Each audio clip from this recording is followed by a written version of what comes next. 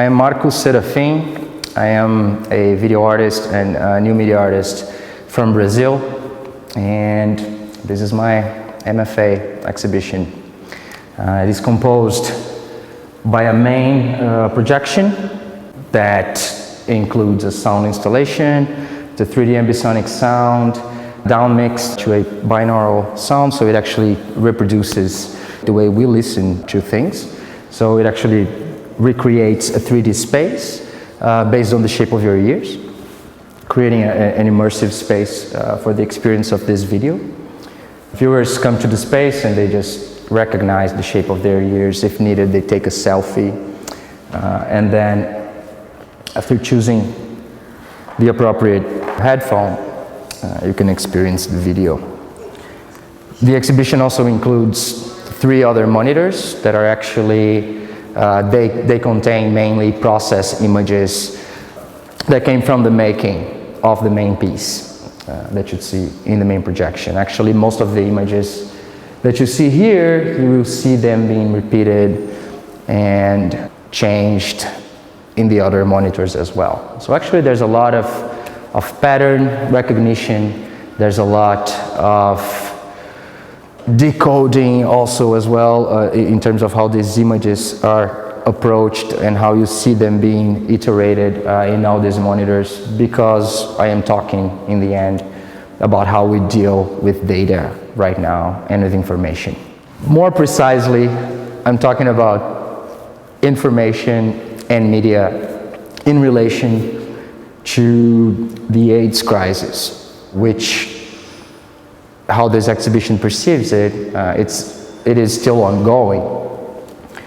And more specifically, we're talking about the political implications of how media dealt with the HIV crisis. And in order to do that, we're using technologies that for me just really deepen any problems of politics in relation to the creation of knowledge that we have going on right now. Those technologies include different approaches to generative video utilizing machine learning or artificial intelligence, and that includes the creation of deepfakes. You're going to see some faces in the video, you can see right now, but you're going to see some recognizable faces like Ronald Reagan, for example, who at first just refused to talk about the crisis for quite a while in America. And well, I need to just establish a quick parallel right now, and this might just keep happening as I digest this work myself. But that's basically how Trump just reacted to coronavirus pandemic. So things just repeating themselves and related to how information is shared. I also have, besides these political figures that we can't forget for their neglect, I also have Essex Hemphill, on the face of my own performer, reading his own poem, which he was never able to in video like this. So he actually used the footage from another film that he's a part of, Tongues and Tie, and we recreated his face. So in that sense, we're using the technology to do something good instead of simply creating a fake. We're bringing at least this artifice of him that looks photorealistic back to read his own poetry. He reads particularly Vital Signs, which is a poem that he wrote right before he died of AIDS-related issues. And it's the poem in which he actually talks about his experience with HIV. He wrote that right before knowing that his CD4 count was really low. And of course, as in the rest of his work, it presents this intersection of class, race, identity, and then disease. That is the main theme of that work. With that said, well, we're also, the video is basically a collage of archive imagery, also in how the deepfake deals with it, because we do need to train the machine. and make the computer learn how a face works in terms of pixel, in terms of data. And well, these videos, they basically, the smaller monitors, they show this process of the machine either learning with how to fix a face or just learning how a face works. And for different parts of the process, we tried to mislead the machine a bit in how it deals with information.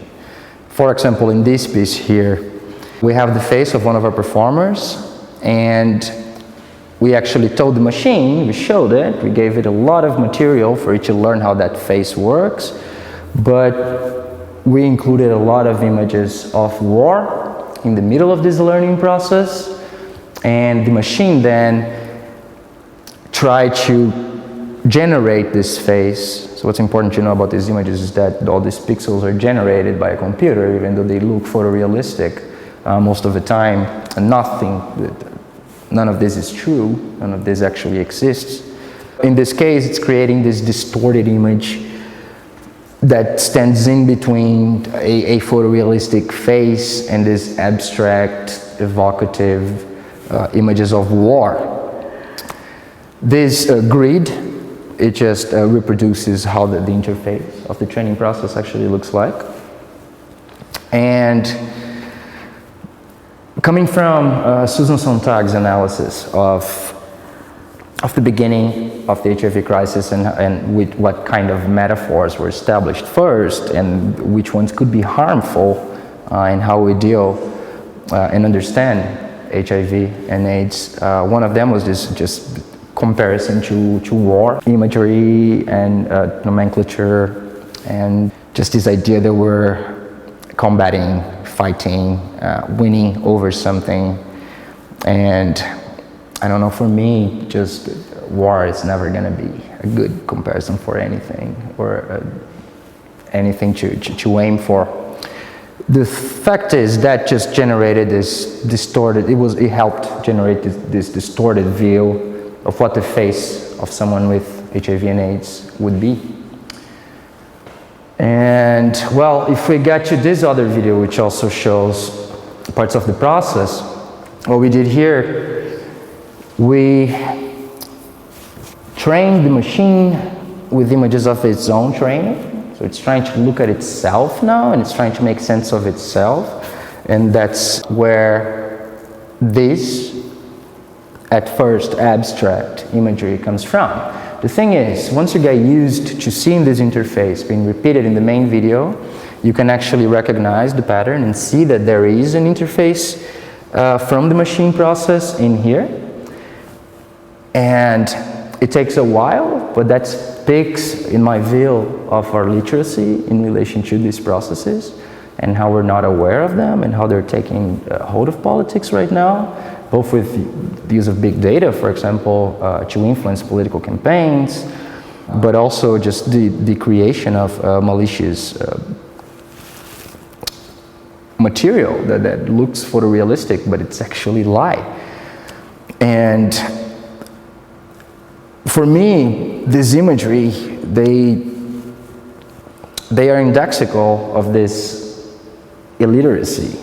And in that sense, we are not aware of the technologies that we are actually utilizing every day right now, and we can't see them for what they are.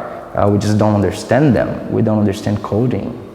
And there are a few people who have the power and the knowledge to use that to their advantage and to compute information and to make sense of things that are happening all around. But for the average public that is not educated at all, it just becomes extremely hard. And coming from James Brittle, a British artist and philosopher that I've been reading a lot lately, precisely because of we just seemingly having access to so much information and not being able to make sense of it, not being able to compute. We are diving into a new dark age of knowledge, just like in the Middle Ages, when the knowledge was concentrated and controlled by the church. Right now, knowledge exists, or computing knowledge exists in a similar type of situation, but instead of the church, I have big money just taking care of it. Another thing that I think it's just really important to mention is that this work was not done by me alone. It was a total collaborative process. The project was funded by the College of Arts and Letters and the Department of Art, Artistry and Design at MSU. It was funded by the Collaborative Arts and Design Research Grant. And I had the pleasure of working with Ian Kirkpatrick. He's now an MSU alumnus from computer science. And he was the one working with me with creative coding and executing these deepfakes and the generative part of these imageries. I also worked with Douglas McCausland, who's now a PhD candidate at Stanford. And we worked together on this 3D ambisonics soundtrack for the video. It's really great to be able to make this work and to install it, even though we're not sure if we're going to be able to show it. The next thing I'm going to say, I actually feel like that about all the other works in the exhibition, but in this case, in particular, I can only talk about my work right now, but I just think all these installations, they needed to be seen right now. Because we need to be aware of the mistakes we did in history. We just can't forget them. And in how we deal with this situation right now, there is a lot that can happen in times of disruption. And that can be either for good or for bad. We can allow these times of disruption to just guide us towards even less autonomy as people, and even in democracies that are even further controlled by big corporations and money, or we can use this situation to actually think how things can change and start a revolution. This is the moment for it.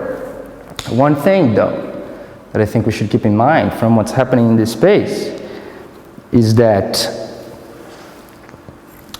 there is a lot of misleading information that might have been used as a strategy by people in power, and we are now aware that those who are able to compute it and to make sense of things are those people in power. There's nothing people can do. People are fucked. Thing is, people without access, people without money, people with informal jobs, those are just gonna suffer during this time. That's precisely what happened with HIV/AIDS crisis. It was just further used to marginalize, well, queer community, and in this case, African American community, which is also quite touched upon with the work. But not only that, there are several countries, entire countries in the world that can just suffer way more than us, than me being able to install my work at the Broad Museum right now. And that's just the type of information that I don't want us to forget. And we should be aware that there are apparent truths all around. There is also evil all around. And sometimes what we want to believe is not necessarily the truth and the fact. And in this sense, our politics should be way less guided by emotions. And basically what this space is doing is bringing out this emotion, this emotional misinterpretation and confusion of knowledge and just bringing that to a sensible experience so that people can maybe stop and think about, like, well, what I'm seeing at first, it just doesn't make that much sense. It doesn't make as much sense as it makes me emotional, or it makes me feel some emotion. And just doubt. Try to check your sources. And try not to lose your face. Thank you.